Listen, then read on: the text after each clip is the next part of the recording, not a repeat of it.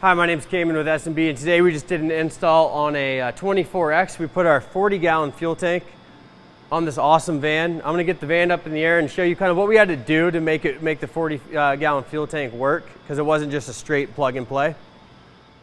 So here it is. Here's the tank installed. And you can see you got your freshwater tank that's already on the Airstream.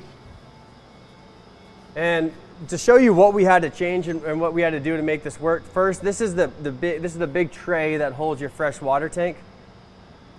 This tray extends underneath the OEM tank. Our tank extends 1.5 inches down past the OEM tank, so this became a problem. You can see we overhang this, but to be able to get to the overhang, what we did is we had to drop all these nuts down, and we had to pull this bracket down.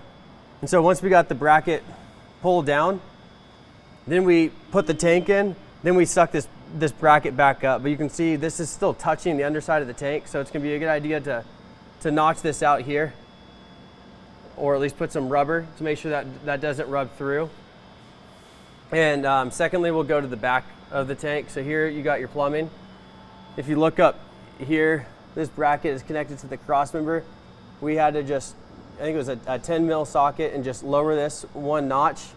And there's still some pressure on this bracket. This is rubber, then you also have a rubber 90 as well here.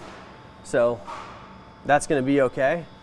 But other than that, once we got the water tank bracket down, and we put the tank up, it still required a lot of pressure getting the tank in. So I wouldn't say this is something I would just go out and do in your driveway and expect to be done in 3 to 4 hours. If you have a shop, we have a ton of awesome shops that install our tanks. I would take it to them because they're gonna have a lift like we do, and they're gonna be able to work on it and make sure it gets done. But it's not the easiest install, but lowering this down, making a notch here, moving your plumbing down, you're gonna be able to get this awesome 40-gallon S&B tank installed. But again, this tank goes all the way to here. The existing stock tank stopped here. So we have the pressure here, and then the tank just looks and feels like normal, besides for this bracket here, and ends up right at your transfer case. But there's still plenty of clearance and everything looks good. Let us know if you have questions or if you need anything. Thank you.